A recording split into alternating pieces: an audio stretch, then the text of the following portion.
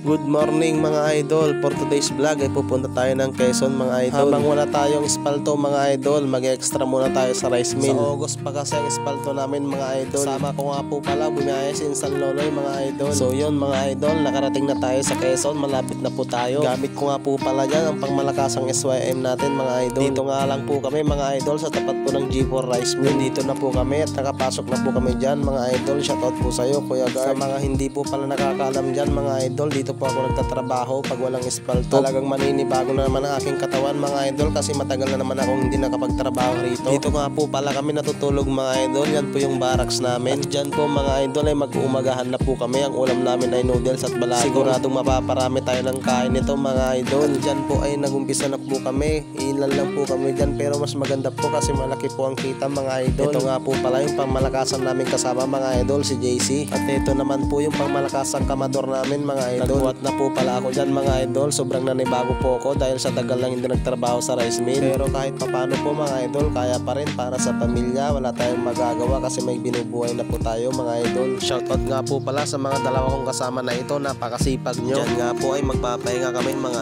idol. Magpapahangin lang sa labas mga idol kasi mainit sa loob. Dyan po mga idol ay tapos na po naming nakargahan kaya lalabas na naman kami. Sobrang sarap ang pakiramdam sa katawan mga idol pag sobrang pinapawisan ka. Kumita ka na nga at nakapag-exercise ka pa mga idol. Punta nga po pala kami dyan mga idol sa ikakamada namin. Hindi na nga po pala ako tumulong dyan mga idol kasi nakuha na po nila yung bayad niya kahapon kasi wala po ako kahapon. Sayang mga idol, hindi po ako nakapasok. Ang laki po ng kita nila. Ngayon lang po kasi ako nasabihan na pumasok mga idol. Pero okay lang po kasi malaki naman ang kita namin ngayon mga idol. Bawing-bawi naman kahit papano po mga idol. Sa trabahong ito po pala mga idol ay bawal po ang tatamad-tamad kasi nakadepende po ang kita nyo sa matatapos nyo. At kailangan ding mabilis kang kumilos mga idol para marami kang matapos. Kung mabagal ka eh wala kang matatapos, punti ang masasahod. At ang kagandahan rito mga idol, may allowance ka ng 200 at may libre ka ng bigas sa mga idol kaya ulam na lang ang pag-aambagan nyo. Yung 200 na allowance mo mga idol, sobra-sobra na sa gastusin mo. Yung sahod mo hindi mo na yun magagalaw mga idol, may matitira pa sa allowance mo. Sa mga hindi po pala nakakaalam mga idol, yung mga ibang kasamaan ko sa espalto ay kasamaan ko rin po rito pero hindi pa po pumapasok yung ibang mga idol. At dyan po ay nagkakarga na naman kami mga idol, bali pangatlo na po pala yan mga idol. Hindi ko na po na-videohan yung iba. Parang magaan lang mga idol pag tinitignan yung trabaho namin pero masakit po sa katawan lalo na po sa leeg at sa palad. Talagang magkakasugat rin ang iyong palad dyan mga idol. Pero kayang-kaya yan mga idol para sa pamilya. Shoutout nga po pala sa mga nagtatrabaho dyan sa rice mill tulad ko. Sobrang saludo po ako sa inyo mga idol lalo na kumikita kayo ng marangal. Kahit nakakapagod po ay tuloy pa rin sa hamon ng buhay mga idol. Tiis po muna tayo, makakaahon rin sa hirap ng buhay mga idol. Yan nga po pala yung pangmalakasan namin kasama mga idol. Yan nga po pala mga idol ay nagmerienda na po kami. Ramen nga po pala yung kinuha ko mga idol, tag 25